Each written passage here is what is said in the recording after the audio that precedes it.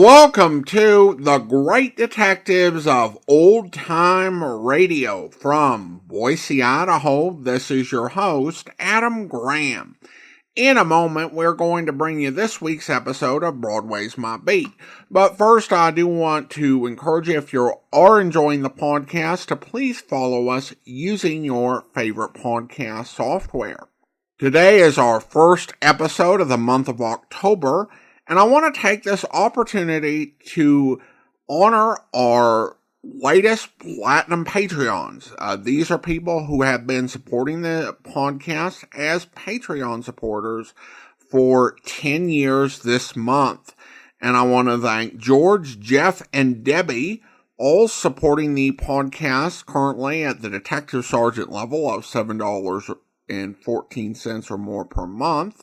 And Daniel supporting the podcast at the Seamus level of $4 or more per month. Thank you so much for supporting the podcast for the last 10 years. It is truly appreciated. But now, from December the 8th, 1950, here is the Ben Justin murder case.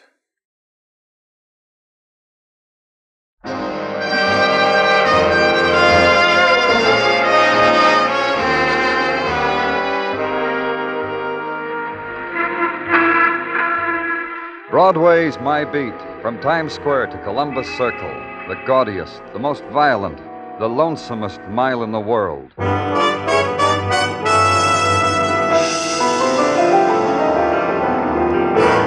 Broadway's My Beat, with Larry Thor as Detective Danny Clover.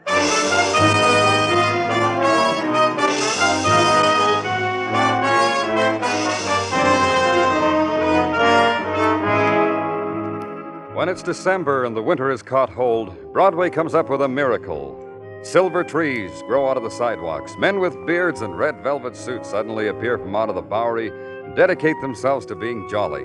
And reindeer roam the tundra of the spectaculars. It's a time of Crosby records, noses against department store windows, and wishing you'd kept up the Christmas Club payments. Everybody's happy. Even the finance company sends you season's greetings.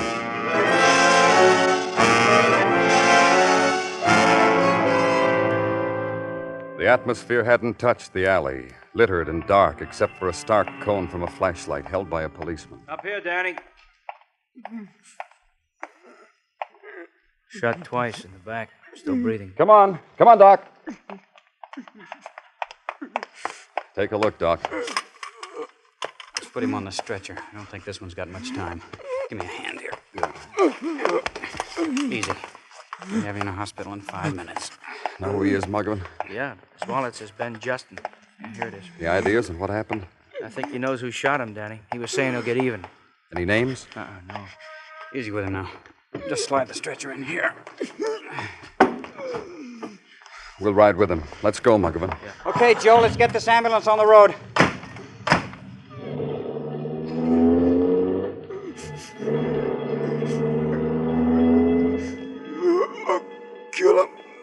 Kill him with my bag. Who are you going to kill, Ben? Watch it, Danny. Fly it around. Here, hold the bottle up like this. Yeah. Is it all right if I talk to him? You better hurry. Who shot you, Ben? Can you hear me, Ben? Ben? Wait a second. Hey, Joe, you can take it easy. Take your time. He's dead, Danny. Then the slow ride through swarming avenues, the slow tolling of the ambulance bell, because the rhythm of death is slow. And through the windows of the moving car, the procession of fleeting faces, of melting forms scurrying from the bitter touch of an unknown wind. Then suddenly, at a stop, because death in the city must wait its turn, the face peering in, avid for a furtive glimpse at pain, seeing only the shroud-covered man, turning away in regret. The ambulance moves again, and within it, silence, because there are no more questions that can be asked of the dead.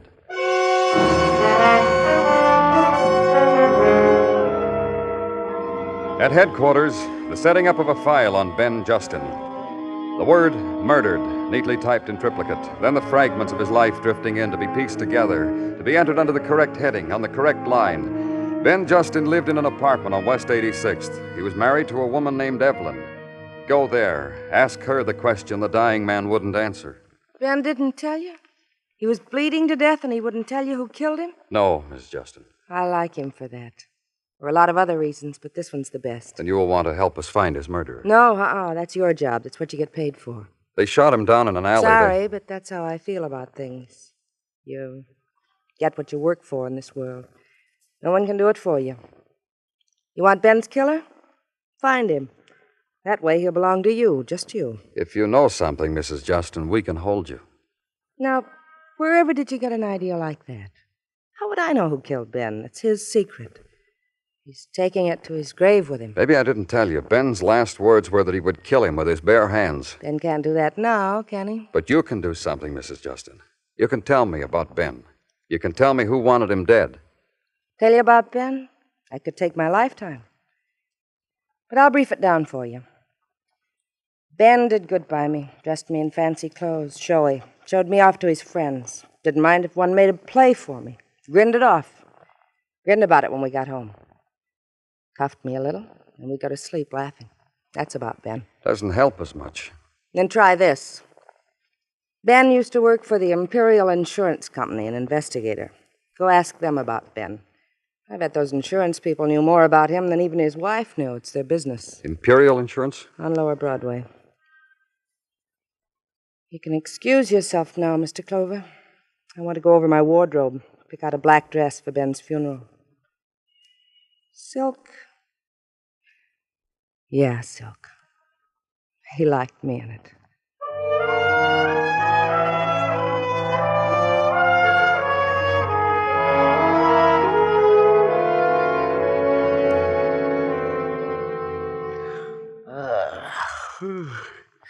Yeah, it's very intriguing what you tell me, Mr. Clover. Look, why don't we go downstairs and chat about it over a cup of coffee? Now, Mr. Cogan. Oh, you don't understand, kid. I haven't had my breakfast. How can I do my best for Imperial Insurance without something hot in my stomach? We're trying to find out who killed the man. For this, I have to miss my breakfast? I tell you don't understand. My wife sleeps in the morning. She doesn't Ben make Justin me used to work for you. I want you to give me what you know about him. Now. Because it won't wait. Ew. On an empty stomach? All right. All right. Yeah, he worked for us.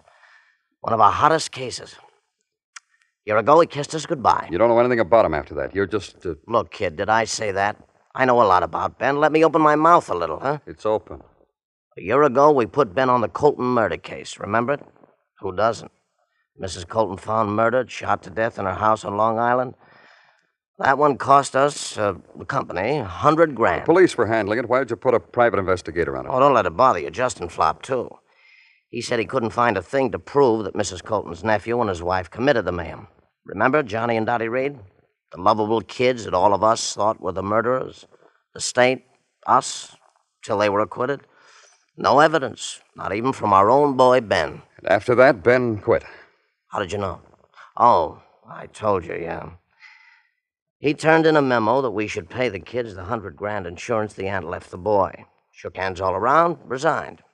Then right away we find out he was making merry with the Reed kids, all over town, in their home. How do you know that? It was a password in our office, how Ben and his wife were always in the company of the kids. Why? The kids were acquitted. They have the right to make their own friends. For $100,000, we keep trying. Do I get coffee now? Yeah, here's a dime. Let it be on me.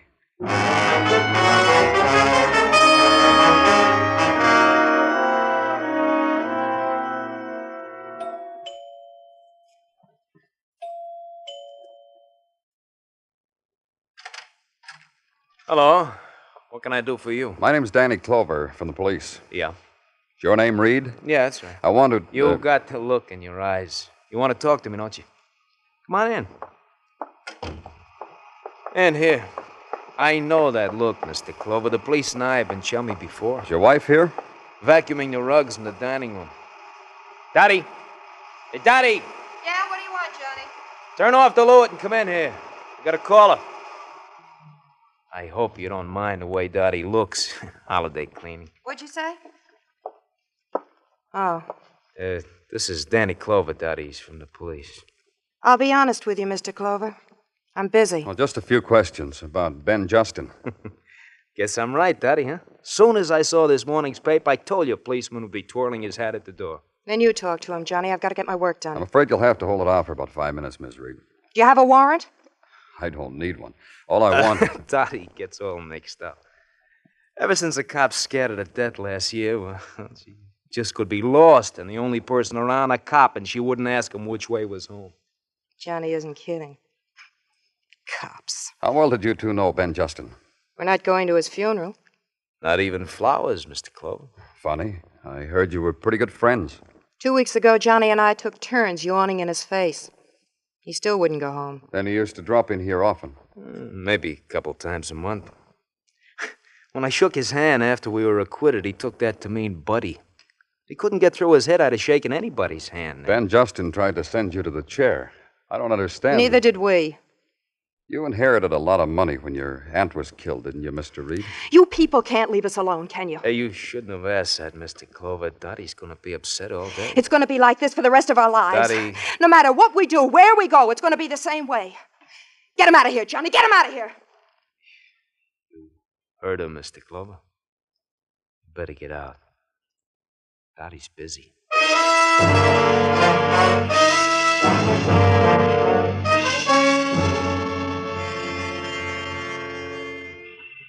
Mind if I turn on the radiator, Danny? It's cold in here. Huh? Yeah, stand there. There. Danny, you've been over and over the transcript of a year-old trial maybe 100 times. You want something juicy to read? Try this pulp. It's good, huh?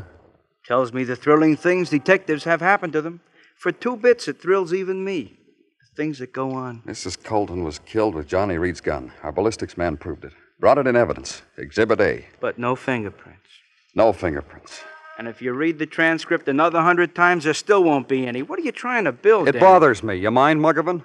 Danny, listen to me. The kid had a right to the gun. Messenger boy for a brokerage house. Briefcases full of stocks and bonds. Sometimes even money. A boy needs a gun in a career like that. They present him with it, courtesy of the house. And it killed his aunt. Endowed 2 kids with $100,000. The gun could have been stolen from him, just like he said. His wife put her arms around him. He felt different somehow to her without the gun. That was the first they knew it was missing, just like they said in court.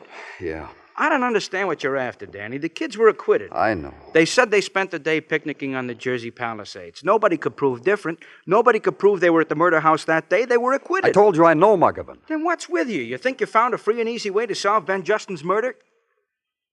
I take it back, Danny. I didn't mean to say that. Why so chummy with the Reed kids? You mean Justin and his wife? You care about anyone else? Justin was a top insurance investigator. He couldn't find a thing to prove that the kids were anywhere else but eating ham and cheese sandwiches on the Palisades. That cinched it. When an insurance company... Danny, you gotta go. You just gotta. Here, I brought your overcoat. I'll help you into it. It's not too much, Tartaglia. Where am I going? To the residence of one Mrs. Evelyn Justin. She just phoned in, Danny. She was crying, then screaming. In between said cries and screams was sandwiched that someone was trying to kill her. I made her go slow so I could take her down in shorthand. Here, Danny, her very words. Yeah, get your coat, Muggavan. It's a cold ride.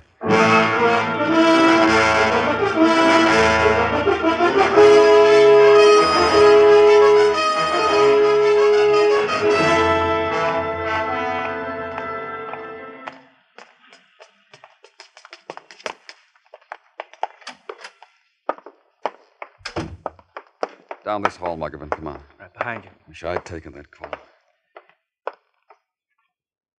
Sounds real quiet in there. Locked, Danny. Lean on the bell, Muggavan. Yeah. Danny, something happened in there. Kick it in. Mrs. Justin! Watch it, Danny. The place is a furnace. Mrs. Justin! Danny, you can't go in there. Don't be crazy. Yeah. I don't understand. What happened? We ring the bell, we blow the place up.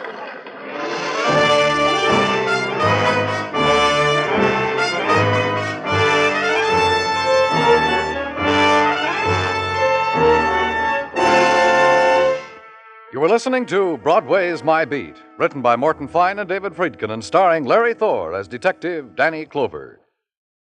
There should be plenty of action on CBS Hopalong Cassidy show tomorrow night. Hoppy will be invading the land of the Gunhawks, and though this may not sound full of action at first, he'll finally play dead to capture a band of vicious marauders. Hopalong Cassidy, starring Bill Boyd, comes your way every Saturday evening on most of these same CBS stations. Join him in the land of gun hawks tomorrow night.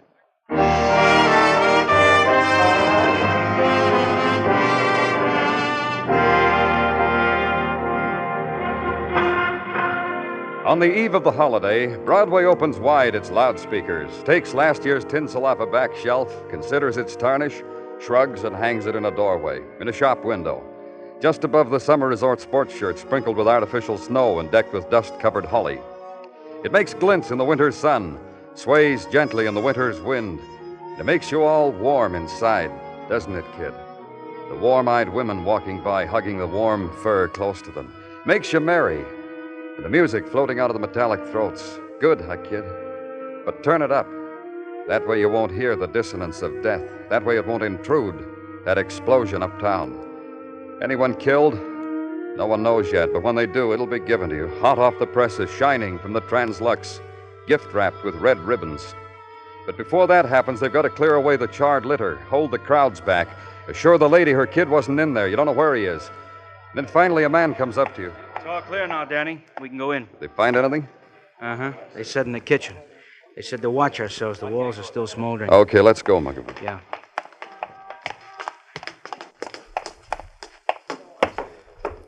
He said in the kitchen. Uh-huh. Watch it, Danny. Doorway don't look any Come on. Not much left, is it, Danny? You were here before. Not much left, huh? Broken, up in smoke. Hey. Yeah. Mrs. Justin? Yep. Explosion must have done it, huh, Danny? The way she... She was beaten up first. Slugged. See? Here. Here. Yeah. They made sure, huh, Danny? If we hadn't rung the doorbell, maybe the... Call it in, Muggavan. To homicide.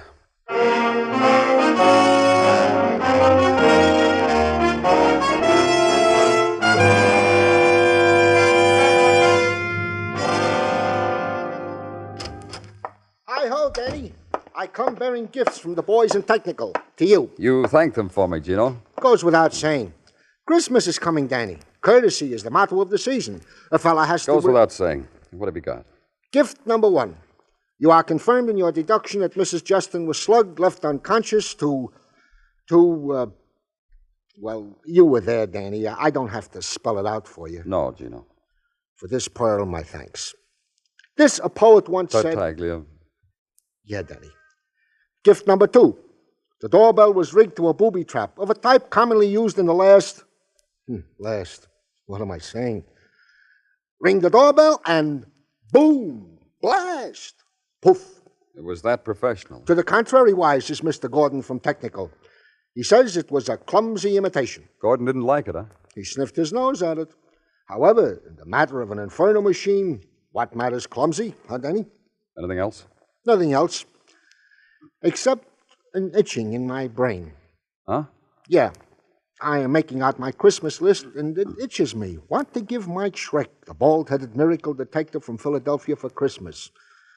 The joy he has brought me. I should return it with a likewise. You got a suggestion, Danny? Only a question, Gino. How did you know it was Mrs. Justin you talked to on the phone? Well, she told me, Danny. Several times she told me. For what reason would I have to disbelieve what a lady tells me? You're trying to make out I'm a Gulliver, Danny? You know... Pardon me, Gino. Likewise, I'm sure. When they tell you their name, see if you... Danny Clover speaking. This is Swifty Crenshaw of the 34th Street Post Office, Mr. Clover. They referred me to you. Why? Oh, because I'm holding some undelivered mail for Mrs. Evelyn Justin. Bet you'd love to get your hands on it. Yeah, I would. Fine. Just ask for Swifty Crenshaw. Everybody knows me. Bye now. Who was it, Danny? That's Swifty Crenshaw from the post office. Cren? See how you two can be a Gulliver, Danny?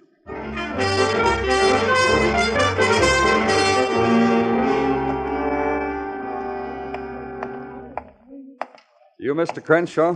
You bet. My name's Clover. I spoke to you on the phone a little while ago. You bet. Just wait here.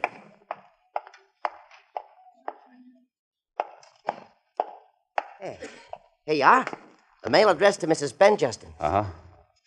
There's not much there. Circulars, a few Christmas cards from people who heed our message to mail early.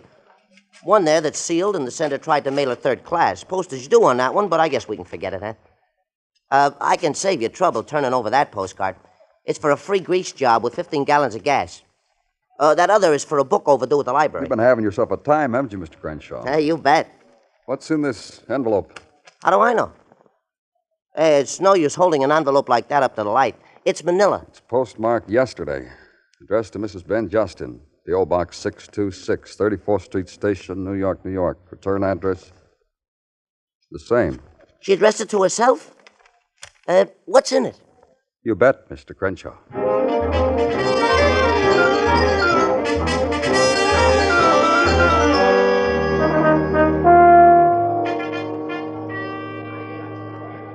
Hold on, please. Mr. Jasper is looking up the records now. Okay. Tell him to hurry. Mr. Jasper will speak to you. Good. Mr. Jasper on the phone. What about it, Jasper? You say you have a carbon copy of a subscription form for today's Lady magazine? Where did you get it? In an envelope. Come on, your girl said you were looking it up, Jasper. The form is used by your company, signed with the initials DF. Who is DF? Donald Fraser. He would have gotten 400 points if he'd handed the subscription in. Well, why didn't he? Where does Donald Fraser live? 19 West 16th. He's a pretty good... Yeah. Thanks.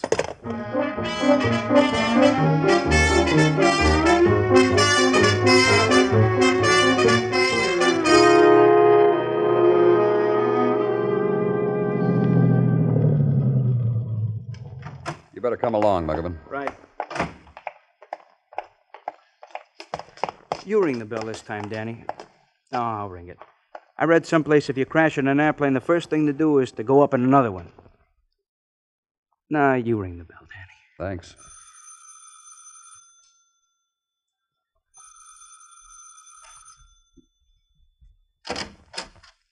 What do you want? You Donald Fraser? So, what do you want? We're from the police. Didn't you hear, Donald? We're from the police. Let's go inside. Sit down, Donald. You want a cigarette, Donald? I don't smoke. You drink? No, I can't stand the taste. He's got refined taste, Danny. You signed this magazine subscription form, didn't you? Didn't you? I don't know. You know. You know, don't you? I signed it. All right. You took a magazine subscription on November 2nd, 1949. That's the date on this form. It's also the date Mrs. Colton was shot to death. So, what's that got to do with anything? It's got this to do with it. It's a magazine subscription for Mrs. Colton. You took the subscription. Who signed it? I'll tell you. You're not kidding. Let him alone, Michael. I came by Mrs. Colton's that morning selling subscriptions. Mrs. Colton said to come back later. She wanted time to make up her mind. When you came back, Johnny Reed was there with his wife. I said leave him alone. Yeah, that's right. They were there that day. The girl yelled up to her aunt that I'd come back. Mrs. Colton said to take the subscription. The girl signed for her. That does it, Danny. Not quite. Donald, then Ben Justin got to you, didn't he? He was investigating the murder and tracked down a lead that a magazine salesman was on the Colton block that day. That right? Yeah, the very next day. Before I had a chance to turn the form in to Mr. Jasper. I shouldn't have done it. I know I shouldn't have done it. For $1,000, the trouble I'm in. I didn't mean to do anything. He talked me into it.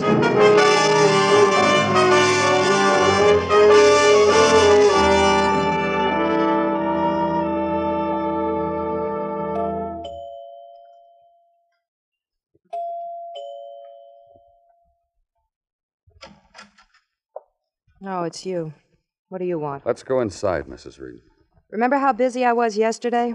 I'm busier today. That's too bad. I want to talk to you, and I want to talk to your husband. All right, come in. I've got an idea Johnny's going to throw you right out, and I want to watch. Johnny! Johnny! Yeah? Look who's here, Johnny. Oh. Hi, Mr. Clover. Can I get you something? I just broke out a quart of beer. No, thanks. I want to talk to you alone. Sure. My pleasure. Go make us some coffee, Daddy. I told him you were going to throw him out, Johnny. You're making a liar out of me. Just get the coffee, Daddy. Then you'll throw him out? If he annoys me. All right, Johnny. Now, what's a good word, Mr. Clover? What have you been doing with yourself lately, Johnny? Oh, this and that. I got enough money. I'm lucky with the horses. The money gets used up and replenished. I envy you. Yeah, got a sister. That's fine. I'm glad to hear of it. Is this what you come all the way out here to talk to me about? You impressed me the last time I talked to you. You kidding? No, I'm not. Say, you think Dottie needs any help with the coffee? Probably. She's all thumbs. But she doesn't like you, Mr. Clover. Maybe if I help her with the coffee. Yeah. Why don't you do that? Help her with the coffee. Mine's with cream, Mr. Clover. 2 sugars. What do you want? I just came in to tell you to get your hat and coat. That sounds familiar. That's right. You're under arrest. Hey, you're doing all right, Mr. Clover. You're under arrest for murder. Let me tell you why it sounds familiar, Mr. Clover. Because it's happened before. What happened before? A year ago, when Johnny and I were arrested for the murder of his aunt, the police separated Johnny and me. Then one cop came to me and said Johnny'd confessed. That way I was supposed to break down. They did the same thing to Johnny. Oh, as a policeman, you're a real nothing, Mr. Clover. A real nothing. Hey, let me laugh with you, huh? Say, you remember what they tried on us before, Johnny, trying to make us confess? Well, your friend Clover just tried it again. Oh, Clover. All right, you had your fun. Don't you think you ought to go home now? I haven't had my coffee yet. Daddy makes such lousy coffee. It really isn't worth it. I don't understand you. Throw him out, Johnny. That's what I mean. I came here to give you something for Christmas. Maybe I'm a little early. Maybe I should come back. If you're giving, we're receiving. What do you got? This. The magazine subscription form that your wife signed last year in your aunt's house. Where'd you get it? From Mrs. Justin's post office box at 34th Street Station. You got it figured, huh, Mr. Clover? Sure. It's proof that the two of you were at Ms. Colton's the day she was murdered. The piece of evidence the DA didn't have at your trial. Johnny, they can't try us again, can they? You, planning to reopen the trial with new evidence, Danny? It won't be necessary. Justin bought this subscription form from the salesman. He was blackmailing you with it. Then a little while ago, he got afraid of you two, passed it on to his wife. That's where she had it, huh? That's where she mailed it for safekeeping after you killed her husband. You thought you destroyed it when your wife called headquarters and had me set off that booby trap. And now you got it. Merry Christmas, Danny. How much you want? How much were you paying Justin before you killed him? Don't bargain. How much? All of it. Everything you got. I want you to sign a confession, you and your wife. Let me sit down. Think about it. Serve the coffee, Daddy. Gonna stir it with that gun? No. I'm gonna kill you with the gun. You want 1 slug or 2? Johnny! This will put you out of your misery, Johnny! You can have half of it, Mr. Clover. All of it. You can have anything you want. I've got what I want. Let's get your coat, Mrs. Reed.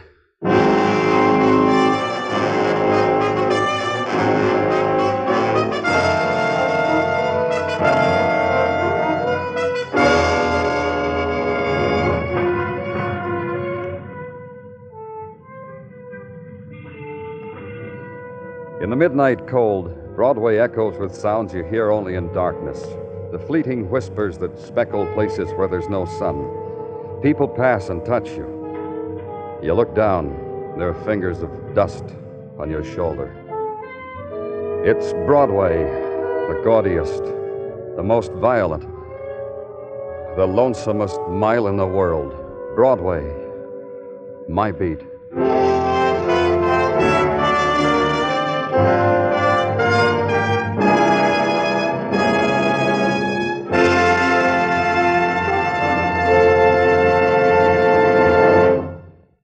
Broadway's My Beat stars Larry Thor as Detective Danny Clover with Charles Calvert as Tartaglia. The program is produced and directed by Elliott Lewis, with musical score composed and conducted by Alexander Courage. Included in tonight's cast were Anthony Barrett, Sam Edwards, Virginia Gregg, Michael Ann Barrett, Sidney Miller, and Jack Kruschen. Now, here's Larry Thor. Ladies and gentlemen, tonight's program concludes the present series of Broadway's My Beat. We thank you for listening and hope to return to the air in the near future when Danny Clover will bring you more adventures along the Great White Way.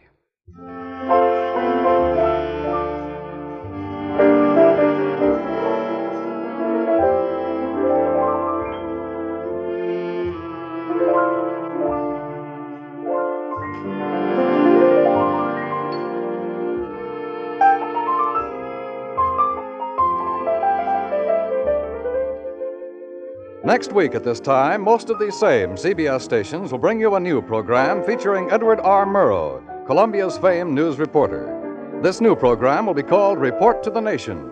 And during its 60 minutes, Mr. Murrow will bring you not only important war and political news, but also summaries of all that's bright and new in the world of music, the theater, sports, and the other colorful, varied fields of American life. You'll hear recordings of great speeches and great events in the week preceding each Friday night broadcast. Report to the Nation will report the news for CBS listeners in this unprecedented series of broadcasts. Be listening for Report to the Nation next Friday evening on CBS. Dan Coverly speaking. This is CBS, the Star's address, the Columbia Broadcasting System.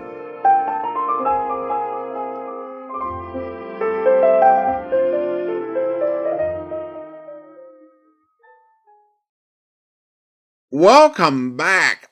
Okay, I may be the cheesiest person ever, but I love that line. Do you want one slug or two? As always, great delivery by the always on point Tony Barrett. Of course, since the series was leaving the air temporarily, and so often when you hear notices like that at the end, it really is the end, but this series would just be gone for a few months. You wouldn't have an actual Christmas episode, so they worked in a little bit of some nods to the Christmas season. I do have to say that Gino Tartaglia is the type of person I can believe buying a Christmas present for his favorite fictional detective. I'm struggling with my list. I mean, what do you get for Mr. Chameleon? Alright, listener comments and feedback now. And we start out on Spotify, and this one comes in regards to the Shorty Dunn murder. Thanks for clearing up that Herb Butterfield played only 2 roles and not the murderer. Was sure he played at least 2, but thought 3 or even 4, pretty good story. Well, I counted 2, but Butterfield was sneaky, and he was versatile, so he could have snuck in 1 or 2 that I missed. And then we also have comments on YouTube. Sandy writes, I love Broadway's My Beat. Thank you so much. Listening to your show takes my mind off all the terrible things in the media today. Bless you. Well, so glad to be of service on that. Then Reinser comments on the Joan Fuller murder case, a great show. And now it's time to thank our Patreon supporter of the day, and I want to go ahead and thank Pippin, Patreon supporter since March 2022, currently supporting the podcast at the rookie level of $2 or more per month. Thanks so much for your support, Pippin. And that will do it for today. If you're enjoying the podcast, please follow us using your favorite podcast software. And be sure to rate and review the podcast wherever you download it from. We will be back next Wednesday with another episode of Broadway's My Beat, but join us back here tomorrow for Dragnet, where... What is it you want to know about? Do you know a Mr. Loomis? Harry runs a grocery store near the high school. Yeah, old man Loomis. I go down to his store and eat lunch sometimes. Why? How about a Mr. Collins? He runs another store near the high school. Yeah, I know the place. Sometimes I go there, too. A bunch of the kids hang around there during lunchtime. We've had quite a few complaints from Collins and Loomis, some of the other stores in the neighborhood, too. We're checking on some of them. Thought maybe you could help us out, Harry. No, I couldn't help you any. Mr. Collins and that old man Loomis, they don't like us. They want to get us in trouble. I think they're lying. Lying about what? About us kids stealing things out of their stores. I bet they even told you I'm stealing things from them. Are you, Harry? Of course not. They can't say any of us stole things. They don't know. They can't prove anything. Do you know the man that distributes newspapers in your neighborhood, son of Mr. Brophy? Who? Mr. Brophy. Some of the coin boxes on his newsstands have been broken into. He thought maybe you could tell us something about that. Why me? I don't know any Mr. Brophy. Well, he knows you, Harry. He saw you hanging around one of the newsstands one night, and there's something else.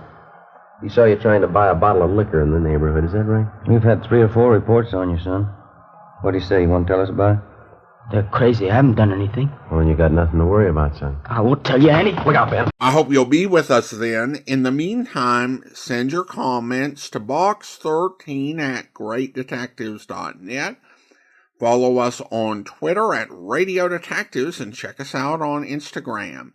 Instagram.com/Great Detectives. From Boise, Idaho, this is your host, Adam Graham, signing off.